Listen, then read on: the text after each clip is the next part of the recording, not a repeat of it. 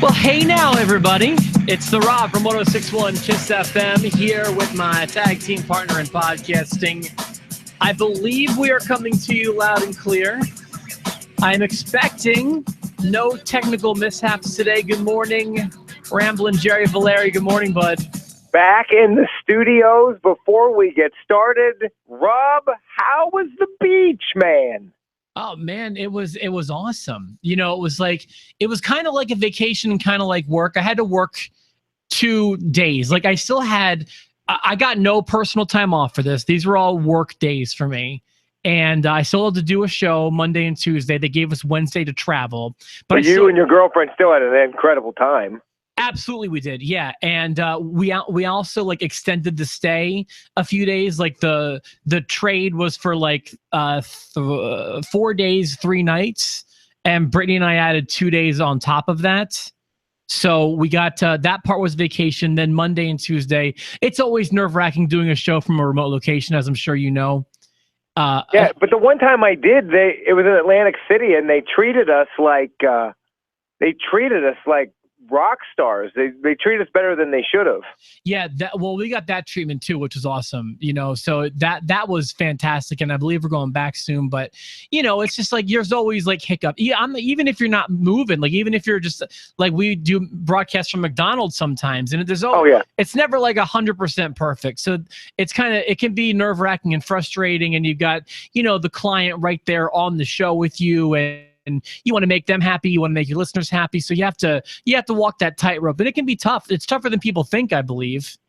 I was just glad that I got to do an entire podcast with my shirt off, which, by the way, nobody mentioned on the post show. That's because you look normal. You know, if it were me, that'd be all the post show was about. And so and not only that, you look good. But I remember 10 years ago, you didn't look anything like that. So kudos to you. I still needed to wear a towel around my chest so my boobs weren't out the whole time. What are you talking about? I don't remember a towel. Oh, was it draped over you like a scarf, like Chris Jericho might wear one? Yes, sir. Okay, well, you know what, dude? Whatever. And it was pink. I guarantee you, if I were shirtless, there would be nothing. It'd get a ton of hits, and there'd be nothing besides that being talked about. It'd be so good. It would be amazing. And if we ever need to hot shot the show, never happening. and get a spike, now we know what to do. It's never happening. So you got back. You haven't watched Raw yet, but have you seen SmackDown? Yeah. So yesterday we were driving for over 10 hours with like traffic. We actually got it done like 11 hours, which is a long time in the car. We had to go get the dogs from Brittany's mom's house. But as soon as I got back, I was like, I need to watch SmackDown. So yes, I haven't seen any of Raw yet. Although I have seen like a GIF or whatever it's called of the ring collapsing, mostly for the John Cone bump. Hope he's okay. I don't know the story there. I've been behind on my news and my TV, but I did watch SmackDown, took a lot of notes, and I'm ready to go if you are. I'm ready to go, and I'm glad you're leading the show. Hey, and by the way, when we start, attracting some viewers to the show, if Steve or if anyone wants to message me, just let me know. I believe you can hear us because I see our levels bouncing, but I've been wrong before. So if you could just say, hey, send me a thumbs up, everything's good, or sound great today, or whatever. I would appreciate that for any of the viewers who have my number or my Facebook or whatever. Perfect. All right, bud, you ready to do this? Rock and roll. All right, so the show started, in my opinion, I kind of get a little, what word I want to use? It's always an awkward start, I feel like, when it starts with a women's segment, but I thought that the start to SmackDown was actually pretty strong, and I thought that Charlotte brought some much-needed legitimacy to SmackDown's women division, which it really hasn't had. They've got some legitimate wrestlers, but that division hasn't been as legitimate as Raw ever. Yeah, no, it hasn't, and especially with you look at the women's division. Natalia's a good wrestler and a good women's superstar, but I think she's just she's so blah. Charlotte brings some pizzazz. It's if I had to use a word, I would just say legitimacy. Yeah. Now I have no reason to believe that SmackDown's women division will be as second rate as it was to Raw's before. Although I thought her promo was kind of sucky. Like, in fact, I give her line of the night, and it's for a flub, I think. I have 2 potential line of the nights, but none of them come from Charlotte. What do you have? Charlotte's line of the night. Maybe they were busy binge watching Fast and the Furious, but I'm fastly getting furious. Why was that a flub? Fastly's not a word. Fastly's not a word. It's not a word. It's not a word. You're not in a position to make new words. Yeah, I didn't like it at all. Immediately, I paused it and I made a note. I was like, that's not a word, Charlotte. Okay. Fastly. Well, I suppose, though, that's Jerry's line of the night. I've got 2 for you later on in the show Right. that I preferred more. Sure, fastly's not a word, but you know what? Wrestlers make up words all the time. That's what we do sometimes. Jabroni. Right, yeah. Kayfabe. You know, all that stuff doesn't make any sense. But I don't know if she made the word up or if she just doesn't know that that's not a word. I don't think she cared. I think she had to make it fit to her Fast and the Furious reference. Oh, boy, oh boy. Hey, you know, speaking of movies, I was going to bring this up later, but they did run a quick commercial for Marine 5. Holy cow. So this movie looks like hot garbage on a good day. All of them were. Right. Now, this has never been like a heralded franchise. We're at the 5th installment of this movie, and it stars The Miz and just a laundry list of enhancement talent jobbers. And they still expect us to take WWE films seriously when they give us a cast like this and a film at a Marine 5. The first Marine was laughable, and I don't know that I've seen any WWE film. Well, the movie has a twist ending because at the end of the movie, one of the unnamed jabronis gets a WWE title shot against Randy Orton. Yeah, actually, we'll get to that. Yeah, well, you know what? Let's get to that right now because. Excuse me, pardon me. My first note, a lot of my notes come from that match. So I do want to note that Eric Rowan, I believe this was the debut of his new music and Titantron stuff. If he's had some before or if he's used this before, I'm not aware of it. I've heard the music one other time, but yeah, it was kind of a new entrance for him. Honestly, I thought Jinder Mahal was going to be coming out when the music started. It's not even a joke, even though it's kind of funny.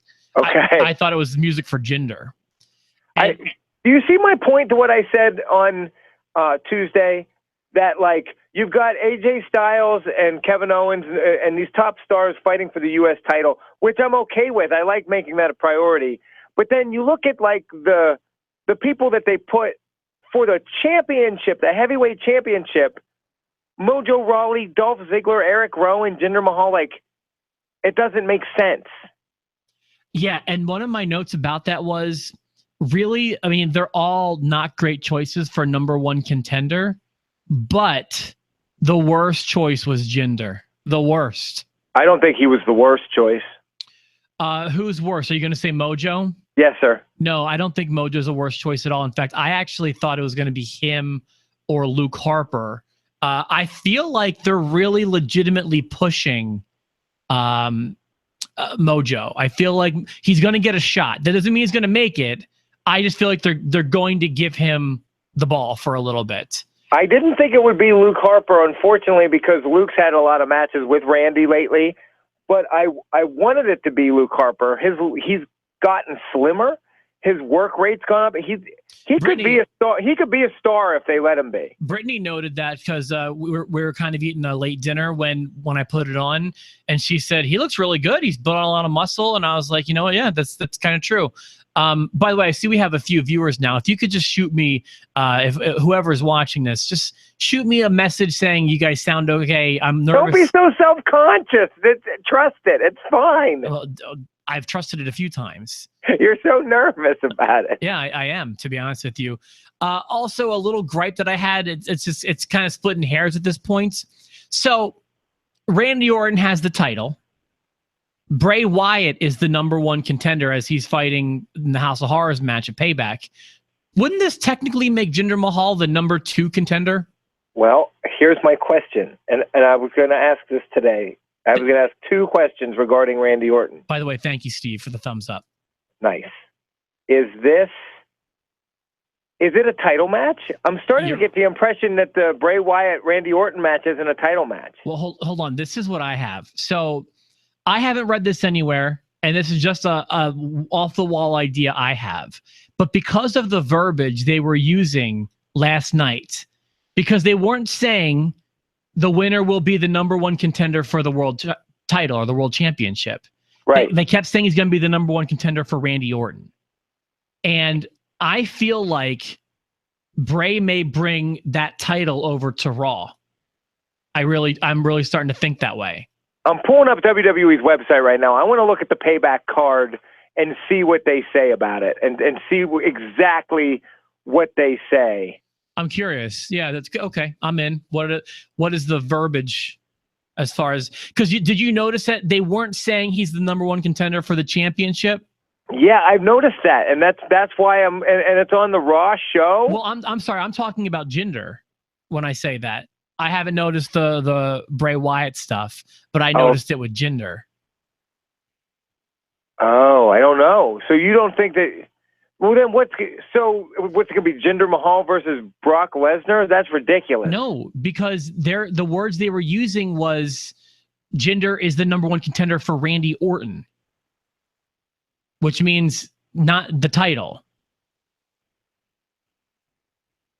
Okay, so I'm reading the card, and it doesn't say that this Payback House of Horrors match is for the title. Really? But it doesn't mean that it isn't. It just says that it's a House of Horrors match with WWE champion Randy Orton versus Bray Wyatt, House of Horrors match. But it doesn't say it's a championship match. Interesting. So then maybe that puts holes in my theory. Maybe it's not even the title match. It's a bunch of baloney. If they're going to have him fight Bray Wyatt, why wouldn't it be for the title? Well, there's still time for that to change, and I still have this off-the-wall theory that I still think the titles are going to change. I think they want the world title on Raw. I think they want the Universal title on SmackDown, and I don't think we've seen the finish of this superstar trade, because you still have Chris Jericho and Kevin Owens up in the air, although I'm still pretty dead set on Owens staying on SmackDown, Jericho staying on Raw. By the way, Mike made the note that on the pre-sale email for WWE for Evansville, Kevin Owens is being promoted as being at the Raw show, but I got one for what's the Battleground, which is in Philadelphia. WWE still sends me the Pennsylvania emails. Right. And Kevin Owens is on that one too, and it's a SmackDown pay-per-view. It's all SmackDown guys also featuring Kevin Owens. It just makes sense. I mean, he's working a deal with AJ Styles right now. They're putting too much in for him to not be on SmackDown in a week, and then Jericho show up on SmackDown for a minute and then go on tour with Fozzy. It just doesn't. Yeah. Right. It's just not going to make any sense in that way. Well, now going back to that 6-pack challenge, who did you want to have win? Well, before we get right back to that, I just want to say that I still have this theory that those titles are going to change hands, and you may see Brock on Raw, or just I feel like those titles will change shows. Keep an eye out for that. Who did I want to win? Yeah, I mean, honestly, I guess my favorite of all those guys, you had Mojo, you had Jinder, you had the two Wyatts, you had Dolph, and who am I missing? Oh, Sami Zayn. Yeah. I guess my favorite of those guys is Dolph. So you wanted Dolph to win. Who did you think would win? Mojo Rawley. I thought Mojo would win, with a close runner-up being Luke Harper. I wanted Luke Harper to win. I thought Sami Zayn was going to win, and I was completely blown away when Jinder Mahal took it. Jinder was the one guy I kind of wrote off. And we need to be careful, because like the shooting stars, I don't think Jinder Mahal is going to happen. Yeah, I don't know. I mean, and now they're trying to repackage the shooting stars. They're no longer the shining stars. Yeah, but you know what? Stop making the colognes trying to happen. This is my note every time we see these guys come out. They're not going to happen. It didn't the closest you came was with Carlito, and you still couldn't make it happen. It's just, I'm sorry, cut bait. Eric and I used to play a game called push, repackage, fire, or whatever we used to call it. Just let them go. It's just not going to happen with these guys. And you are right. They were very close with Carlito, and that still didn't happen. Yeah, and Carlito had a whole lot of traction. And, it's so weird because, I know that these guys, whether you're talking about Carlito or you're talking about Cody Rhodes or Wade Barrett or Alberto El Patron, El Del Rio, or whatever you want to call Paige's husband, fiance, whatever he is, these people, they get very upset. Carlito and Cody Rhodes are probably the most absurd, but these guys are not championship material, I feel like. And it's not, I don't mean to insult them. Everyone's got their spot. Carlito upset, leaves in a huff and a puff because he's not really bound for a world title run. But what are you doing now? It just drives me nuts. So you'd rather be doing these indie shows, even if you become an indie world champion, I'd rather be curtain jerking on Raw. Look at the guys that were big deals in like New Japan and those indie superstars. They're awesome in those spots, but that's not their finish line. New Japan wasn't the finish line for the Bullet Club. It was not the finish line for those guys. They all wanted to go to WWE, including AJ Styles. It's like you're working backwards. It's like. But I understand. I would rather be. If the money's comparable for Cody Rhodes, he was going nowhere in the WWE. If he wanted to leave, I get it. Go to New Japan and be amazing. Be their top guy. That's cool. The money's comparable for like a year, and then you become yesterday's news. Yeah. You know what I mean? So I just feel like, the Hardys were kind of a success. Like, they got let go by WWE. They stayed pretty relevant on the indie scene. I guarantee they didn't make as much money as they would have staying in WWE. But they're like, if you had to choose an example of someone who did really well in this position, they'd be a good choice. And of teams from that era, if you had said, pick a team from that era that won't be physically able to perform in 2017, 15, 16 years later, they'd have been the ones I picked, not Edge and Christian. Yeah, that's funny. That's a good point. So yeah, there's that. By the way, I'm going back to the finish of the 6-pack challenge. Sure. Was that a Bollywood Boys debut? I don't know the Bollywood Boys, so I just saw two dudes in button-down shirts, and I was like, "What is this? His Indian version of J&J Security?" Okay, so I only know it was the Bollywood Boys because they said it on the show. Yeah. So that's how I recognize them. And you do know the Bollywood Boys because you watched the Cruiserweight Classic, didn't you? Or am I mistaken? No, I did watch that. Okay, you're right. So then you do know them. You know them as well as I do. And they wrestle each other.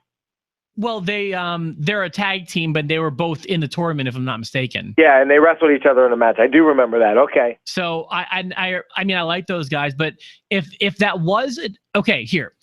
It was. So now we've got an Indian stable, I think is what we're looking at. Well, I'm cool with that if that's where we're going, but here's my problem. It's wrong for one of two reasons. It's either wrong because it wasn't a debut, and if it wasn't a debut, it's confusing. Or it's wrong because it was a debut and not a big enough deal was made of it. Yeah. Agree? I agree. And for me, what I didn't like, so they decide Jinder Mahal is going to get it. And I told you before, I like Jinder Mahal's look. I don't think he's going to be able to do much in this spot, but okay, give the man a shot. Sure. He was jobbing out the people in less than 30 seconds on Raw 2 weeks ago. But now he gets a championship shot on SmackDown. That's fine. Land of opportunity, blah, blah, blah. We keep saying championship, but I'm not positive that's their plan for him. So, but I feel they're leading us down the garden path. I mean, that's what they want us to think. So that's what I'm going to think for now. But you're probably right because it makes no sense to give him a championship or even a match. But what I'm trying to say is I don't like that he's now the challenger to Randy Orton. Randy Orton comes out, gets in Jinder Mahal's face. Jinder Mahal's got all the veins popping out, and he's like this, and then he just stands there and watches Randy Orton cut a promo on Bray Wyatt. It was weird, And then Bray Wyatt shows up, and then we go to commercial, and Jinder Mahal just isn't involved anymore. I thought that was goofy. You know what else, though? When they're standing there, at least Jinder Mahal is physically imposing enough to be believable in the spot. I'm telling you, he looks good. And so I'd maybe give him a shot, but his promos are awful. I think he cuts a better promo than Roman Reigns does. He's got a look. He's okay in the ring. He just doesn't connect with anybody. There's no connection. That's the thing. And I hate and I think the WWE is to blame partially for this, because why can't he just be a human? Why does he have to be defined by his ethnicity? Why does he have to wear a turban? Why does he have to have the Indian artwork on his trunks? Like, why does it have to be like that in wrestling all the time? Just because you're not a white dude doesn't mean you have to be defined by your ethnicity. Well, let me offer a counterpoint to that, though, and I certainly don't disagree with you, but I feel like he could get really long. I feel like they kind of did do that with him, with like 3-man band, and he kind of got lost in the shuffle, you know? I feel like here, when you do go overdose on the Indian stereotypes, you give people a reason to not like him, the audience, you know? And just because he's a foreign doesn't make him a heel. No, and I'm not implying that, but he's he's acting. I know like you're not, but the WWE always has. It's kind of a joke for me, and you and I always joke about that too. Yeah, if you're a foreigner, you know, especially dating back decades ago, you know that was just what defined you, your ethnicity. Yeah. So yeah, there was that. Brittany also made a point. I would not have noticed this, but another weird thing about Jinder's body is focus on his nipples next time you watch him. There's a weird kind of hangy thing going on with them. Okay, they're hangers. Yeah, well, it kind of looks like you know how breastfeeding women kind of have that suction tool to you know to get the milk out or whatever. It's called a breast pump. Yeah, it feels like he's been pumped. So, am I seeing other people outside my effing door? Are you? I don't see them. I don't see them. Okay. They just walked away. Okay. Is somebody going to get a DDT today? I don't know what's going on, but we're almost done anyway. Hold on, I just got a text. Let's see. Hold on. Let's see here. Maybe it's Gary Gandy standing outside your door, and you can give him a knockout pop-up power bomb. It's my next note. Louisville's finest, Gary Gandy.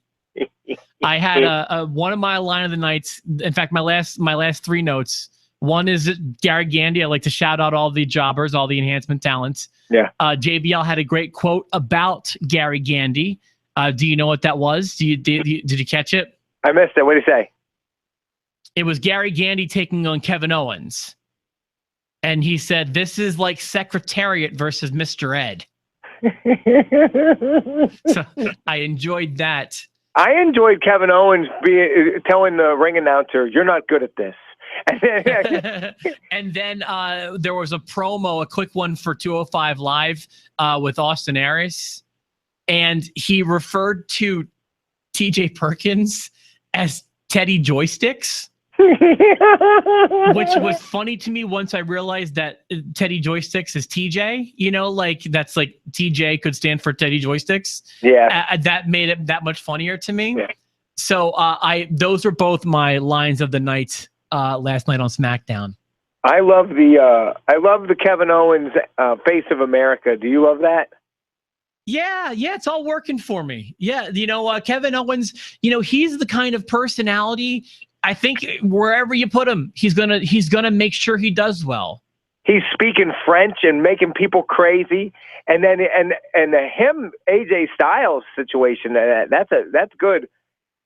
But look at how versatile he's been. Like, so he's really this is his 2nd year on the roster, on the main roster at least. You've had him in the U.S. title. Well, I mean, you had the great one with John Cena, and then he just reclaimed it in a big way at WrestleMania. You had him as a world champion when he won the Universal Championship. He did a very good job there. You've had him as part of a successful tag team. I mean, this guy is incredibly versatile. Wherever you put him, he really shines. And remember, I'm a huge fan of him. And I wasn't at first. And when all these call-ups happen, I'm always open to the idea of them being really good. Some people win me over, some people don't. But I'm just like, okay, win me over. You've got my attention. Now you got to take it from here. And Owens did in a big way. It did not take me long. I was opposed to him because of his look. I know 3 people in my personal life who look just like Kevin Owens. I needed to be won over, and it happened. And it happened. And it happened with Enzo and Cass. And I expected it to happen with Nakamura. I like Nakamura. I haven't had that relationship with him that a lot of the people have. That I haven't seen that one match that people love. And don't say the Sami Zayn one, because that was internet steam. I really liked it. I liked his match against Bobby Roode. I enjoyed that match. Yeah, I like him. It's never bad. It's just, and I like how if I'm going to describe him, I'm not going to choose 2 wrestlers. The 2 people I'm going to compare him to are Freddie Mercury and Michael Jackson. I like that. So he's a performer. Yeah, I feel like he's going to win me over. People who haven't. Baron Corbin's getting there, I guess. I want to like him. He's getting better, and he proved in those main event matches, like he puts on good matches with guys. The Revival missed. The Vaudevillains missed, although I'm open to the idea of... Well, the Revival hasn't had much of a chance. I'm sorry. I meant the Ascension. Oh, okay. Thank you for catching that. I meant the Ascension. Oh, because I was going to say the Revival, that dude's hurt for 8 weeks now. Oh, is he? I didn't even know that. To have it on Raw? Dash broke his jaw, and so he's out, like, legitimately. They're out for like 8 weeks. Yeah, I'm sorry. I meant the Ascension. I did not mean the Revival. Okay. The Vaudevillains didn't do it, although I'm open to who stuck around. Aiden English. Aiden English, yeah. Now he's singing. I'm going to give him a shot again. Adam Rose, Tyler Breeze, let's just start rattling them off. Yeah, some don't and some do, but Owens in a big way has connected with me. So, anything else you really want to mention? Because that's all I got.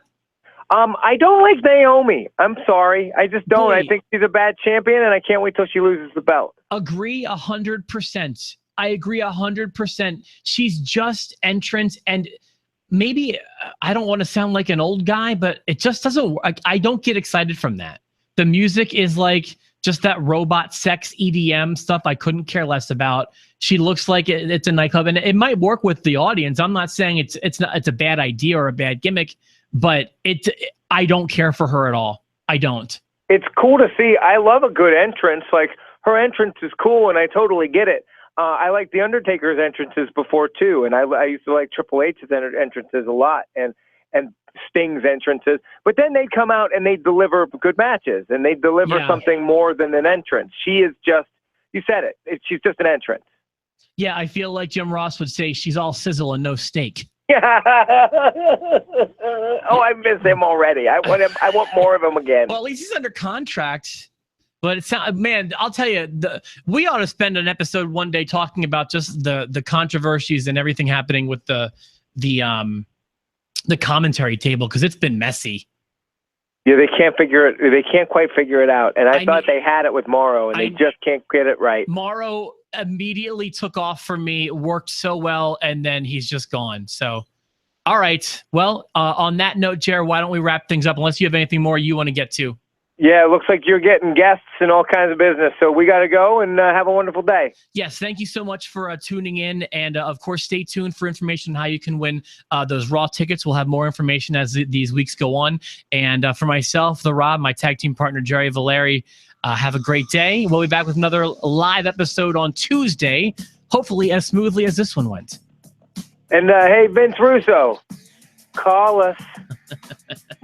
Let me talk to Travis and try to figure that part out. I'm just going to beg. You do your way, I'll do it my way. We'll see you on Tuesday.